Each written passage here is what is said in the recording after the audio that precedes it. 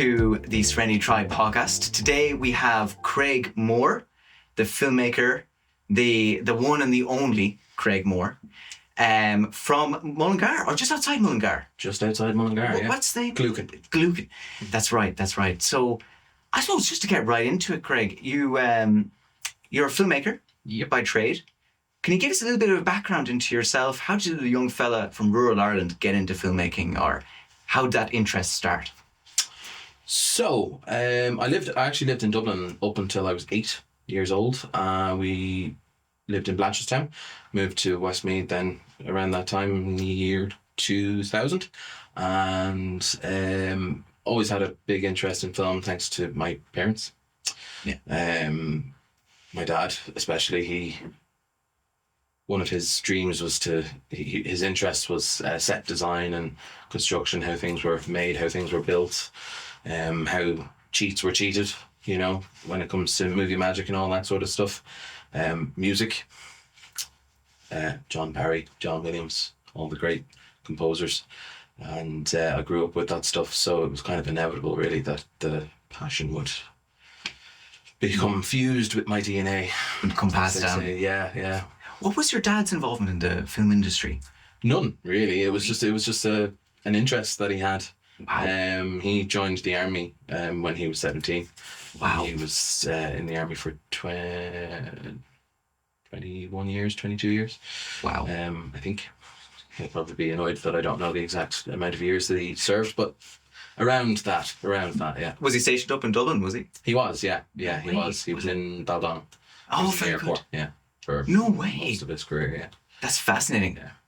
I found out recently that only one Irish person has ever used an injection seat. Would you believe? Okay. Yes, and the inventor of the injection seat was an Irish person. There you go. Nice. That's happy little factoid for you. Tidbit. Yeah. Yes, I don't think it was your dad, but he might claim it. Yeah. Look. No, that's very interesting. And what are you up to now at the moment in the film industry? Mainly writing, but I'm also doing a lot of editing at the moment. One of my little niches that I've kind of veered into is I do a lot of trailers. So the most recent trailer that I kind of put together that I worked on was for the most recent Jim Sheridan film, Recreation. I did the trailer for that, which was great. And I got to go to the cinema and see it on the big screen, which was nice. I actually paid for a ticket to go and see a film that I had no interest in seeing just to watch the trailer at the beginning, because I'm vain like that. But yeah, I'm doing a lot of that. I'm editing a kind of a docudrama at the moment as well, which John Connors directed, and I'm also editing just a regular drama as well. So it's all kind of go. So is editing your main area? Like, would that be your my main source of income? Yes. At the moment, yeah. It wouldn't be my main focus personally, creatively, but it's just something that people seem to think I'm very good at for some reason. I don't know why. No, but, hey, as long as you're making money, it's no problem. No, it's great, and I enjoy doing the trailers as well, because all bets are off. You can pretty much have a lot of fun with them. Yes. As long as they are fairly representative of the film that was made, you can have a lot of fun with them. So. That's really, really, really interesting. And have a couple of those gone international, those trailers, for different films? Like, were they broadcasted, for example, in America, or were they brought on the circuit for the film, more or less? Yeah, as far as I'm aware. Yeah. I kind of lose track once it's handed over and once the film does its thing, specifically for the trailers. I kind of tune out, usually, because I'm on to the next thing. Yes, of course. I get to enjoy it for a little while, and like I said, going to the movies and watching it on the big screen, and then after that it's, I saw your trailer. I was like, where? Yeah, I don't know. That must be a nice thing though as well. It can be, yeah, of course, yeah. It's just out there and it's just doing its business. That's really interesting. Well, moving on from that, I suppose, into more where you're more creatively focused. That would be writing, directing, or is there something else that you're more creative? Writing and directing. Yeah, that's what you really want to do. That's what I really want to do. Yeah. So how did you start? Stereotype. Yeah. Look, if we could all do it, we would. Yeah. Well, how did you get to start with that? Like, did you? I know you did a couple of films back in the day. Yeah. Two Brothers 3 was one of them. Three Brothers Three Brothers 2. Yeah. Two Brothers 3. Three Yeah, Brothers yeah. 2. Not Was the your only one who made that mistake, by the way. A lot of people, some programmers made that mistake too. Yeah. That's the problem with having numbers in the name. So I'm more careful with titles these days. That's good. That's a good moral to take from that. How did you get started with that, for example? So that was your first film, was Three Brothers 2. Yeah. How did that come about? So, for context, I studied film in college, and then I went and I did the master's degree in Filmbase in Tampa Bar, which is no longer there anymore, unfortunately, as an institution. But nevertheless, they had a great course there, which involved making a feature film. So I did that, but I was also working in RTE at the time. I was PA in RTE for 3 years, which was stressful but fun. It was a great place to work at the time. And I was doing a lot of kind of random bits and pieces. So I actually didn't get to make a lot of stuff because I was just working on other people's things for a considerable amount of time, about 3 or 4 years. Yeah. And there was a thing that happened in my life. One of my really close friends passed away, and I'm kind of one of those people, in order to deal with things, I just work. So you take your 2 weeks and then you go back and you start working again. So I did 6 months of just grinding my fingernails to the bone, just in terms of working and keeping myself distracted. And I realized that I needed to find some sort of cathartic release. So I wrote this script, and it was a short film at the time. And actually, no, that's a half truth. I didn't really know what it was at the time. It was just a thing that I wrote, because I felt I needed to. And then I let it sit for 6 months, a year, and then I came back to it, and eventually it became Three Brothers 2. Wow. And I presume there are elements of the real story in the fiction, or did you draw inspiration from? I drew inspiration, on it, because there was a lot of, not research, but I kind of just obviously came into contact with information, like, the 5 stages of grief. Yes. Which was something that I infused into the story, and it kind of just grew from there. And each character in the film kind of represents a certain stage of grief. So the 3 big ones were anger, denial, and depression. So each one is kind of represented through one of the characters in the film. That's beautiful. And actually, on that point, there's a great, beautiful scene in this that we're about to watch now. Do you want to introduce the scene before we watch it and give a little bit of background, a little bit of context? Yeah. So in the film, it's set in a small village in Ireland, rural village. We actually shot it in Westmeath, and this scene is the day of the funeral. So Graham Early, who's the lead actor, his brother has passed away due to a drug overdose, and his brother's best friend, who is played by Aaron Adamson, he blamed him for that. So the scene in the church is the day of the funeral, and the two of them kind of come into contact with each other for the first time since the incident. Brilliant. Let's have a look at that.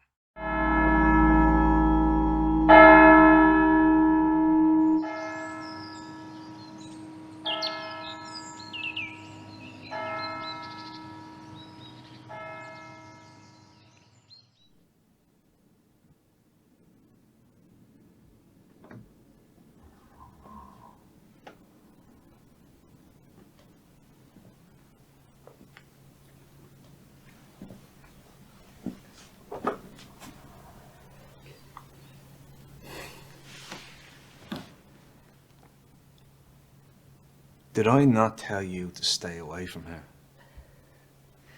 I know. I just wanted to say I'm sorry. Yeah. You've already said that. Jack, Leave.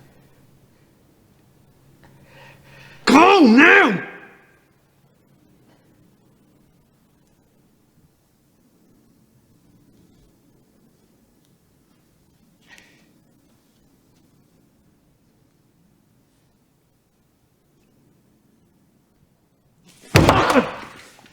You just couldn't help yourself, could you? First you come to the house and you upset me, man. Now this. What goes on in your head? Did your sister put you up to this? No, What then? I just wanted to say I'm sorry. You're sorry. You're fucking sorry. Listen to me. Nobody gives a shit about your sorry. Okay? It's bad enough that you were stupid enough to be snorting and popping everything that was put in front of you when everyone was warning you about it. Didn't I tell you? I told you to give it a rest on that shit. Your sister told you. My brother, your best friend, told you to give it a rest. But then the manipulative little shit that you are, you somehow managed to make him do it as well. Now he's in that box, and you're here with that fucking tick look in your face. How is that fair? Tell me that now. Jack, Listen to me. Our outfit, right, before he fucked off on us, he used to say, you can measure your true friends on the ones that are willing to die for you. There you go. You're all out now, aren't you? Was it worth it? You're all done now, no mates left. Was it fucking worth it? Was fucking brother's dead? Was it worth it? I didn't mean for this to happen. I swear to God, you keep well fucking away from me or we're gonna have a second fucking funeral, do you hear me? Stay away from me! Get out of the fucking way!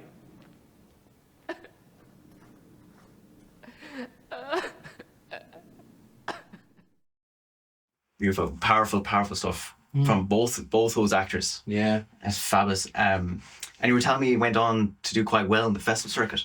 It did. We screened in a lot of places actually, which was an achievement not only for me obviously personally, but because of the length of it, because it's quite a long short film, and obviously the preference is for short films. It's kind of a hint. Yes, yeah. In the title. Yeah, in the title, yeah. But we did very well. We screened in a lot of places. Everybody really liked it. Everybody was very affected by it, and we were nominated. I think it was 7 awards at the Underground. Shout out to Dave, by the way, what a man. That year, and we won 5. And Graham and Aaron won Best Actor, Best Supporting Actor. They won Best Film. Best Screenplay, I think. And did really well. So that was a whole journey. That's unbelievable, and especially as your first foray into short filmmaking. To get 5 out of 7 is pretty big. Not bad, yeah. I would have liked 7 now, to be honest with you, but that's just me being greedy. That's it. 5 out of 7 is great, and they were amazing. They did blockbuster work. That's unbelievable. A lot of them, and Marie as well. Marie Devine, who plays Tony's sister, Aaron's character. She's phenomenal in the film as well. She was nominated. That's unbelievable.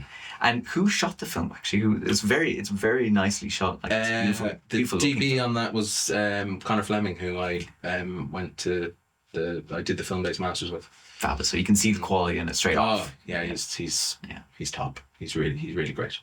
Was that a self-funded film? Yeah, Craig. Yeah, budget was about 1,200 quid. Wow. I begged, borrowed, and stole as much as I could. The hardest thing was finding a church that would let us film in it. Because I brought it to the local parish priest, and he said, "We'll let you shoot, but you have to take out all the swearing." Because obviously It's a church. It's a church. Yeah. And eventually we found a beautiful Church of Ireland church in Leixlip. Wow. Which has this lovely red velvet and red linings everywhere, and it just looked so good on camera. And they were gracious enough to allow us to use they gave us the day, which was brilliant. Yeah. Wow. And how many days actually on that point? How many days did it take to shoot this? It was August 2019. We shot a 3-day block, and then an additional day about 3 weeks later. So four in total. All for 1,200. Yeah. That's unbelievable. I mean, it just goes to show you can make it happen if you want to make it happen. And money well spent, as it would turn out. Absolutely, yeah. The mantra that I have is whatever the budget was, make it look like it was 3 times that. So, yeah. And it looks 5 times that. Yeah, even if it was $3,000, it would still look great. So, yeah. That's absolutely fantastic. Did that lead on to anything else immediately? Or I know we went into COVID then after that. We did, yeah, and everything kind of stopped for a while, and I was freelancing a lot at the time too, so all of my work kind of just dried up immediately, which is a shame.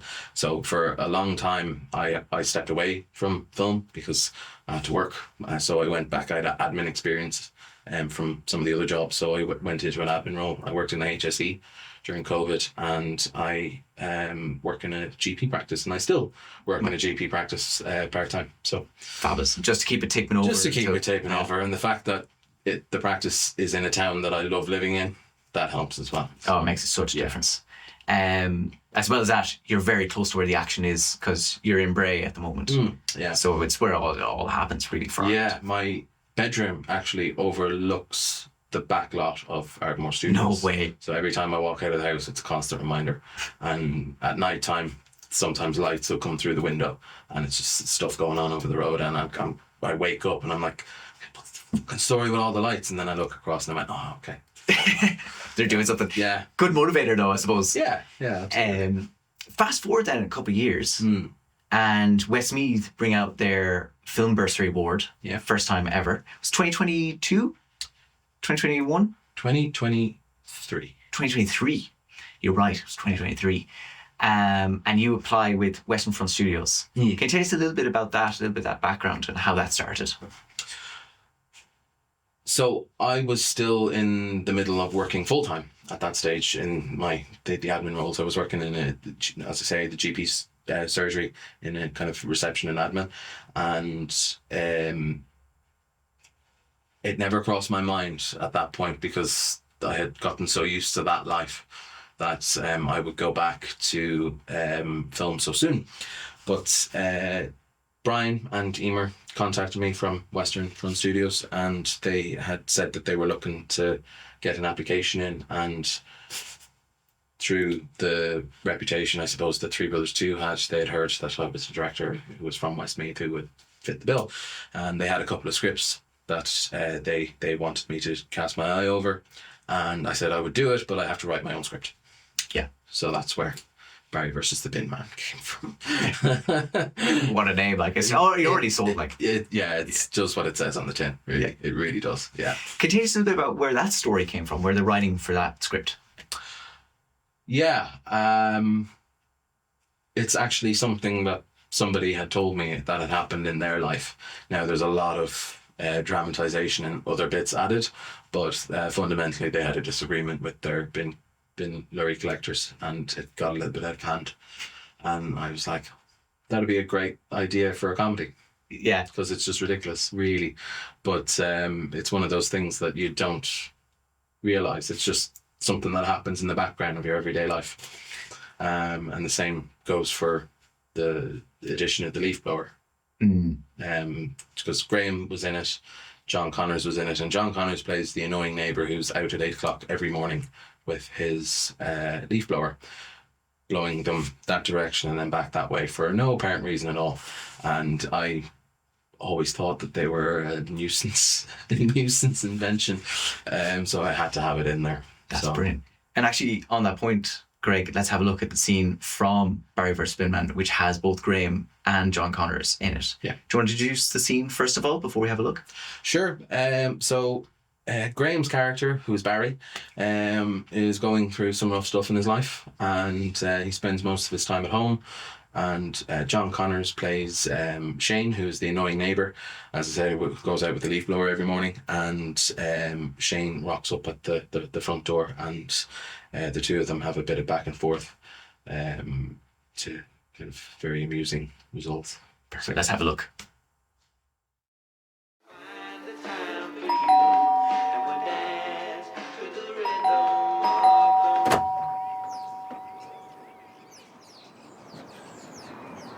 Oh,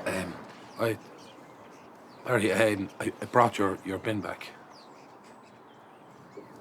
Brought it back? What are you doing with me bin in the first place? Well, they keep leaving it in my driveway, so... I do, yeah.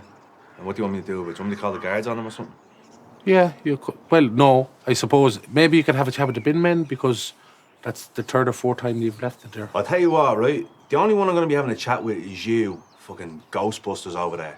Me? You, yeah. What are you on about? I'm on about you strapping your little backpack on there and blowing fucking leaves around all hours in the morning, waking everybody up. What are you playing at? 8 o'clock this morning you woke me up with that. Why are you wrecking everyone's head? The early bird and all that. Well, you know, the thing is, Barry, I like to look after my own space, you know, and I like things to be clean around me. Just looking at your garden there now, it might need a bit of TLC. Keep pushing me, Shane. Keep pushing me. See where it's gonna get you. Pushing you, I just offered to clean up your garden. You know, it's not looking great now, but I have to say the other day was talking as well. I see what you're saying, yeah? Now fuck off annoying me and put that back where it's supposed to go as well. What are you doing bringing it up to me door? Just thought to bring it up close and personal for you, so you could see it. Keep annoying me now, prick. Well, you have a nice day, Barry. Fuck off. Class. I absolutely, I just love the little details that John Connors puts into it. He's amazing. Oh. He's great. Just like, it's physical comedy, but not in the sense that people would assume, where it's like over the top. Yes. There's a lot of great, you know, facial expressions going on in there, and Graham kind of just responds in the most natural way as well. It just makes it the perfect pairing, really, too. I mean, even like the little bit of the hand on the beard, Yeah. and the nervousness, but he's also clearly not nervous at all. How did you guys develop that character, the one of the annoying neighbor? A lot of that was John. I put the basics down on the page, and because it's a comedy, I kind of wanted the two lads respectively to bring a lot of their own stuff to it. So as you can see in that clip, Graham's wearing a robe that's clearly not his. So his girlfriend has left him. Barry's girlfriend has left him. And he's struggling to get over it. So he's wearing her robe in the scene. So when you see John when the door's opened and John is there, he takes a moment to kind of, I don't know whether he's confused or whether he's admiring Barry in that form. And one of John's kind of things was, maybe I'll bring a little bit of like homoerotic tension to it, yes. Where, you know, the neighbor might have a thing for Barry and he's annoying him because he likes him, that old, you know, mythical thing, they're only mean to me because they like me. Yeah, you know, that, yeah. All that nonsense, like, you know. So he's like, I'll infuse that in it, and I'll wear this costume that's just a bit crazy to be wearing around a housing estate, and the whole thing will just be just the right side of over the top without being cringy. That's a very good point, because that's a very fine line to walk. How do you manage that? How do you manage like to be funny, be dramatic and original, but without going slapstick, for lack of a better term? You kind of just look to certain inspirations. So for Three Brothers 2, my inspirations were like the films and works of like Shane Meadows and a lot of those kind of gritty, socially minded filmmakers from England in particular. And for this, we went full kind of Edgar Wright, you know, which is kind of, there's a certain style to it and a certain zippiness and a panache. And that was one way of avoiding any traps or pitfalls when it comes to the tone. So that's a very good point. So just emulate people that you admire, that you like. Yeah. And take inspiration. Yeah, absolutely. There's no shame in it at all. You have to. Yeah, everyone does it. Yeah, the love that you have for doing this comes from somewhere, so you just have to embrace it. That's a very good point. And actually, as well as that, was this designed, because it's a very, very different tone and film to Three Brothers 2. Yeah. Was that intentional? Was it designed a certain way to do a certain job? Like, or was it just, oh, I have a nice story here I want to tell? It was just a collision of loads of different things. I had the story, it popped into my head, I thought that would be a great short. And the scripts that Emer and Brian already had were very good in their own right, but I didn't connect with them myself. and I need to have some sort of an emotional investment in the material in order to feel like I'm doing it justice. So I have to care, basically, and that's one of the reasons why I do like writing my own scripts, or at least collaborating with someone when I'm writing, if it's not my name on the script, just so I have some sort of there's a part of me in the story. Yes. And they kind of just, they went for it in the end, which was great. So I mean, like, as an artist, that makes so much more sense that you'd have a personal connection to it. Yeah. To create art. yeah, I think so. Yeah. And as well as that, you're right in saying that they went for it. Like, this was the very first Westmeath funded short film. Yeah.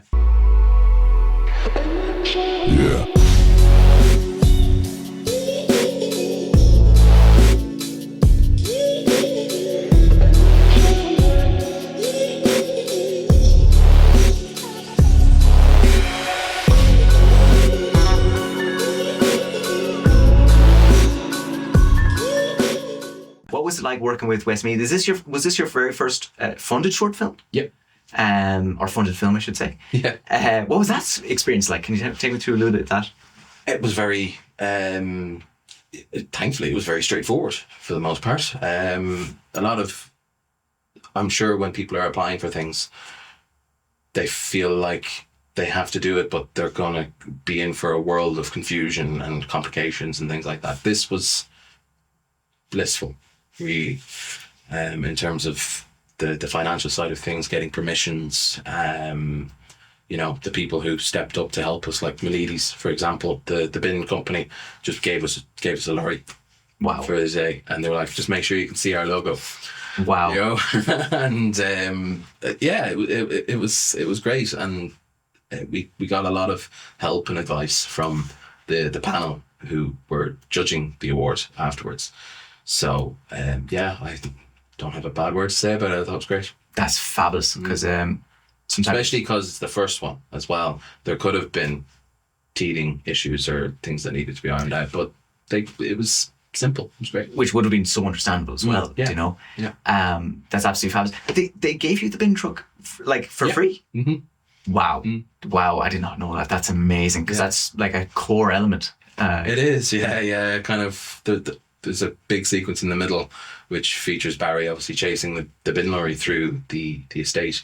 And obviously you wouldn't have been able to do that if we didn't have that. And it's very hard. It would be one of those props. You couldn't fake it. No, absolutely not. And it would look cheap. And it would look cheap. Yeah. If you do it with sound effects or something. And actually, it's funny you mentioned the chase scene, because it's a very funny scene. Was the switch to comedy here from a very, I suppose, dark or dramatic film, Three Brothers 2, to comedy, was that intentional, or again, like you said, it just sort of the stars aligned and it sort of came to be that way? Or did you intentionally change the comedy for this one? I certainly didn't want to repeat myself. And I feel like I love most genres, I have favourite films in all of them, from top to bottom. And I think there was something inside me that said you should try and make a film from each genre and see what happens. So just keep challenging yourself, and don't keep repeating yourself. So the fact that I got to do this as a comedy was just a nice, welcome change of pace then, because when you go on a festival run, as someone who works or runs a festival yourself, like they're quite long. Like you can be on a festival run for 2 years, so you do want to kind of switch it up when the run is over, because you're living with that film for 2 years and you might watch it 700 times yourself. So I think that the natural instinct is to make it different next time. That makes so much sense as well. Like, it's even from a quality of life point of view. Very understandable. That's a great piece of advice as well for filmmakers, young filmmakers coming up, or filmmakers kind of get into the game. Try everything. Yeah, absolutely. Most people have a point of reference as to why one film that made them want to be filmmakers. So you should try and have more if you can. Ideally, different ones. that you can draw from for whatever reasons. But yeah, don't be afraid to challenge yourself, push yourself into other stuff. That's brilliant. That's brilliant advice. And actually, funny, speaking about first-time filmmakers and all that jazz, you actually did make a film before Three Brothers 2. Yes. And it was a feature film. Of all things to take on as like your first project. Tell us a little bit about that. So I was a producer on that. Yeah. Back when I thought I could be a producer, but then I realised that it's an utterly thankless job and I never want to do it again.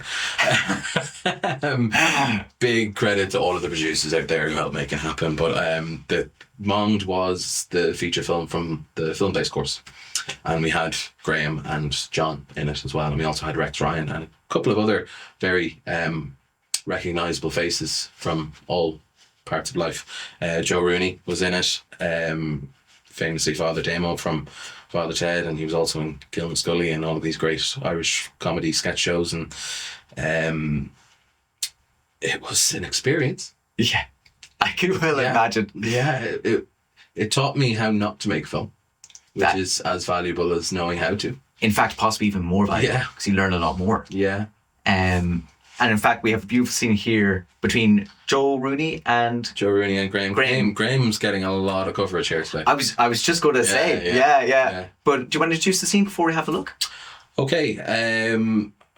So we shot this scene down in Ringsend 10 years ago, 12 years ago, 2014. Wow. Yeah. God, time flies. Back, yeah. And Graham's character is kind of a small-time drug dealer, ironic considering the clip from the first film that we played. And Joe Rooney is his, basically his boss. And he's forcing him into doing something that he really doesn't want to do. Brilliant. Let's have a look at that.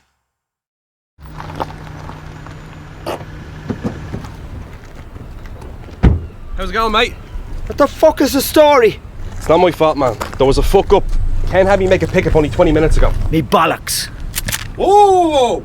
We arranged here, 4:30. You're fucking me about, by. You arranged with Ken. Line of communication got fucked up, man. Human error, you know? I'm not fucking you about. Me bollocks. You setting me up? Nobody is setting you up, right? I'm sorry you had to wait around. Wait around? I've been sitting on my arse. Here, with this, for half an hour. That's a bit more than I was expecting. So? But this is too much. I can't shift all these. You fucking me about, boy. You're going to take them on. New supply, new rules, new target. Do you get me? Well, what are they? Flippers. They're brand new. Are they any good? Ah, yeah, they're lovely. Yeah? Right. We good? I'll take the rest on Monday. Mate, I'm not a drug dealer. I'm giving you the whole weekend. Don't fuck me about, boy. You... Fuck's sake! Fucking hell! Shit! Fuck! I didn't even know it was loaded. You could have fucking shot me, you prick! Here, you relax. Just put the gun away, yeah? Please. Fuck's sake. Cheap guns, that's what it is. Look at that. Yeah. The catch was off. Right, yeah, okay. Fucking relax, will you? I'll see you Monday.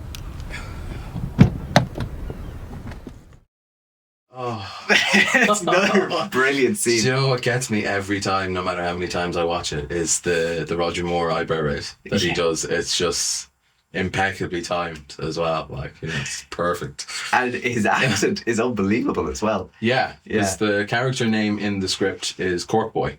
Oh, of course it is. Yeah.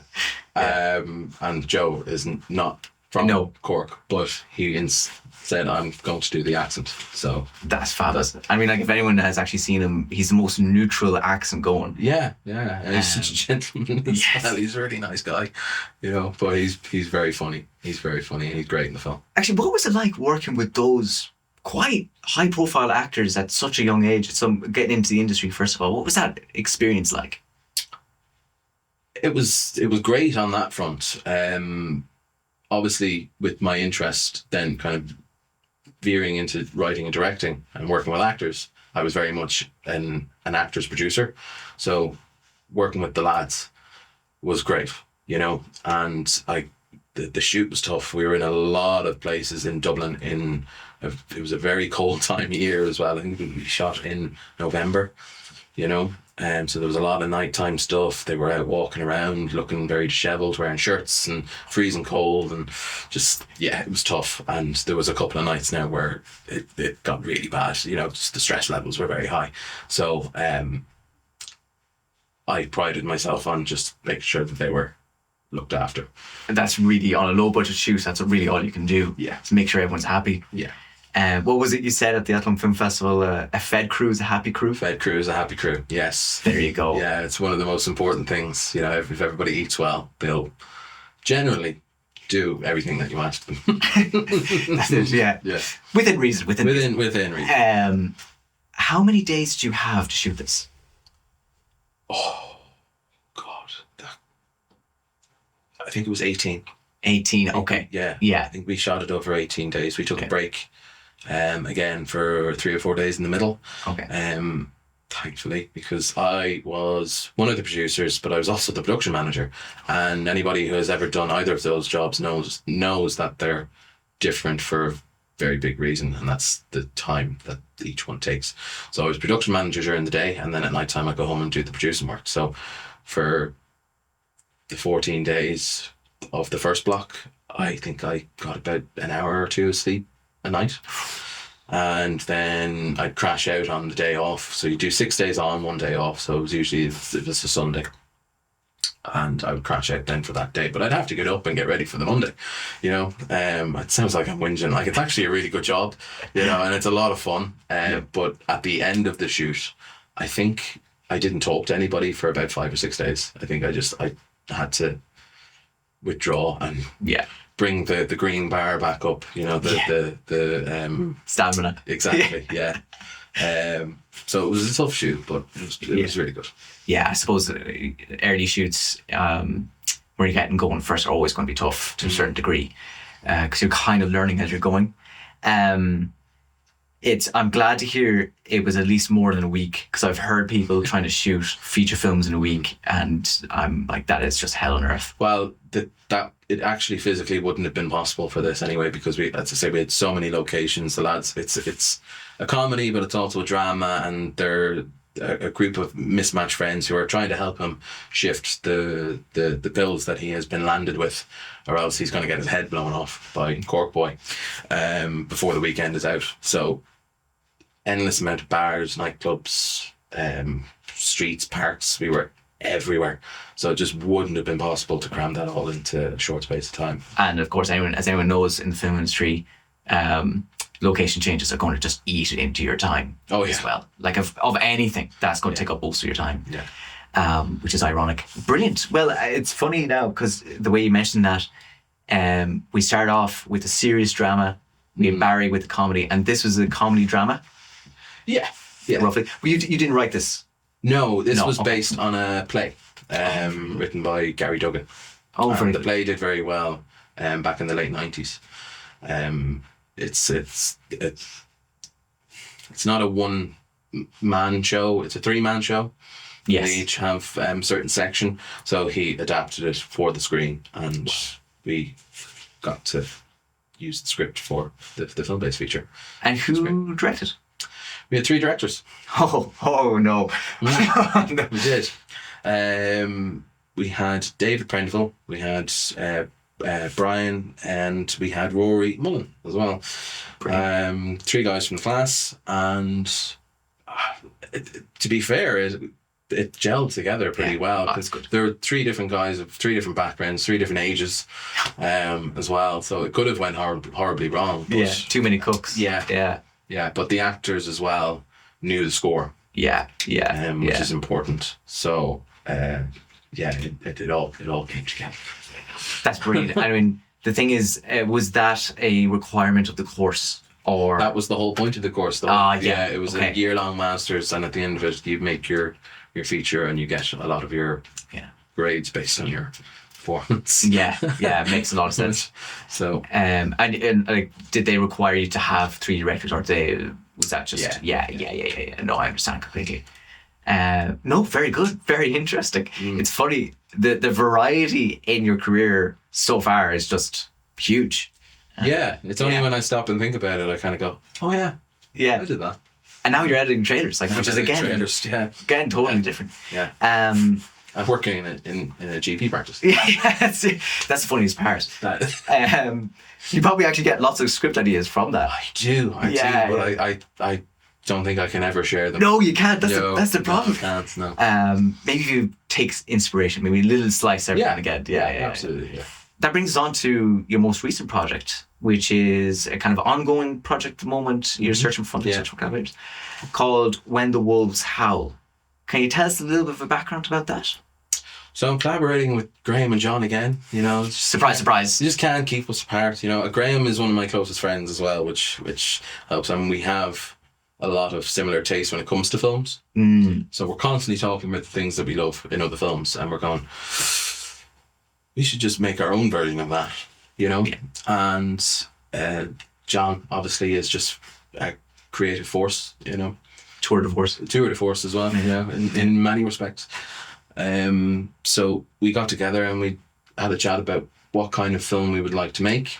So we're going back to the 80s. Basically, we're making kind of a men on a mission 80s action thriller.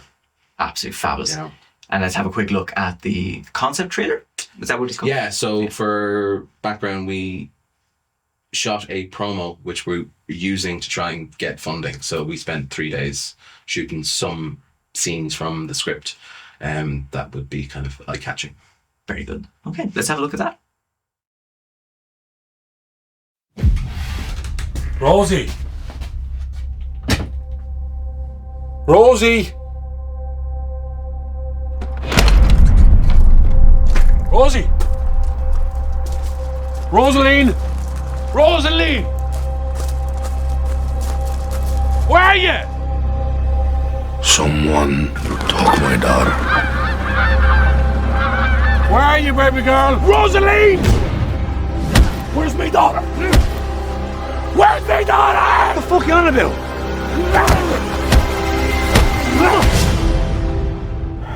I didn't touch your daughter.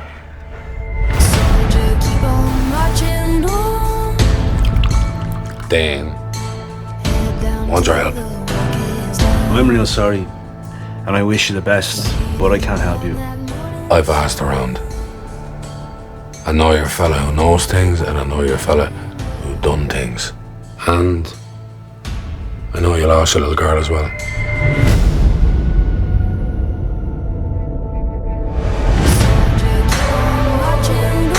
I think we're all going to hell. That's the thought.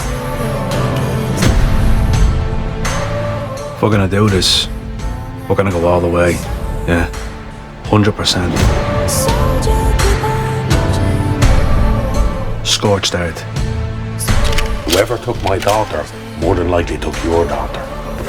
What do you want to do to them? Bury every fucking one of them. The world is a dark place. You need to be ready to fight when evil comes knocking at your door, and I mean fight. I'm a man of God, but I'm willing to go to hell.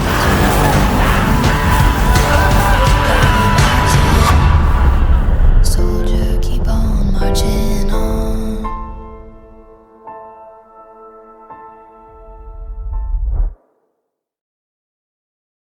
Intense, huh? Very, very intense. Actually, it's some very impressive work there as well, especially the fire stunt. Very different tonally. So Yeah. this is full on thriller action. Mm-hmm. And is this because of the result of the collaboration between the three of you?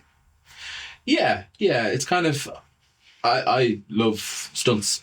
I love seeing things like that. I love seeing people who do those things. I love watching them work. And action films are obviously a love of mine as well. Same here. So we decided that we wanted to go all out and see if we could make something that was relevant but also commercial. Yes. You know, yes. something that could get tongues wagging and get people talking. Yeah. And it's a kind of film that doesn't get made here often, if ever. I can't think of any films like that. The only one I can even remotely think of is probably Black 47. Yeah. But that's about it, really. And it's, you know, a period. Yes. You know, thriller as well. Yeah. So we decided that we would go that route. So we came up with the concept and we drew from the headlines and talked extensively about what the characters would be, and just kind of kept a nice simple thing about two fathers looking for their kids. Yeah. Because at the end of the day, who wouldn't go to hell and back for their children? So that's a very good point. So it's kind of like also drawing on some of the heartstrings and some of the internal monologues of people that would go through that. Tell me a little bit about, you've already kind of touched on this slightly with working with Graham so much. And I know you've mentioned he's a very good friend of yours and you've very similar interests in films, but I wonder, is there something deeper to it as well in terms of, like, as two artists working together, do you gel well together? Do you work well together? Is that also part of it? Yeah. When it comes to like writing and things like that. Yes. Yeah. Well, he's always the first port of call when it comes to ideas and scripts and stuff, because it's actually at the point now, if I'm writing something, I already see him as the character. Yes. Or as a character. And it helps that he's just so good as well. Like, you know, I have him in anything and everything. But there is certainly a collaborative kind of element to it on a personal level as well, because especially when you're crafting a character, like I'll write a character biography and it'll be literally everything that's happened in their life up to the point that we first meet them in the story, the first scene of the film. So I did that for him, and he tweaked things and he's made suggestions, and he's got a great cinematic mind about how this will look, how that will look. How he's very aware of how he will look on camera.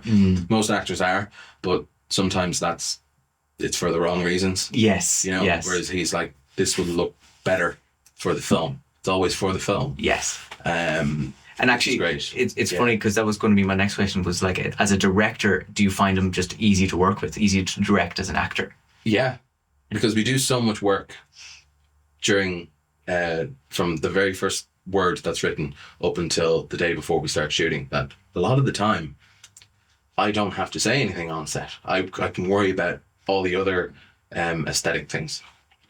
And I will literally only pull them back if I see something, if they're trying something new and I don't like it, I'll say, no, go back to what we were doing before. That's what happens a lot of the time. And it was the same when we were on Barry, because a lot of the comedy was improvised. 70% was what was in the script, but then they added 30, 20, certainly 25%, but no, maybe a little bit more. And that was just through their natural chemistry as well. That's brilliant. Together. And then always, I find, elevates a script. Just that little punch extra can be, that comes from the actors, can really provide so much depth that can fit the characters and comedy and script in general. I mean, we were talking about this earlier, you know, the internal monologues, like, things sound great in your head and then you say them out loud and they don't quite have the same vibe, ring, you know, doesn't land the same way. So you have to kind of be willing to adjust as you go along, just to make it better. So absolutely. And there's the other side to that, which is the groundwork. So for example, if we go back to Barry as a perfect example of this, you mentioned that John Connors had maybe fancied Barry. And that never comes out in the film or the script, but it informs how he acts. Yeah. And that, I feel, is very important too, as well. Just the unseen words. Yeah, absolutely. Yeah. It's very important. And that's what good actors do. That's what good actors bring. You know, you can be the best director in the world, which I'm certainly not. But if your actors are poor or not engaged with material and willing to bring something to it, you're not going to end up with a whole lot at the end of the day. Yes. So, and just really quickly, I also want to touch on very impressive stunt with the fire. Oh yeah. That was incredible. How did you do that? So, Hank Stunts, John Mulvey, he's a friend of mine. He's one of the best in business. I know him through Marie Devine, who was in Three Brothers 2. And I became really good friends with him, and I always wanted to have somebody like Set on that, fire. set on fire. I actually went and did it myself. Wow. Yeah, because I'm one of those people. I like to know how everything is done. Yeah. I get that from my dad, and I like to know what everybody is doing on a set at any given moment. Like, I know exactly what he's doing. I know exactly what they're doing, and I don't have to worry. It just takes a weight off my mind.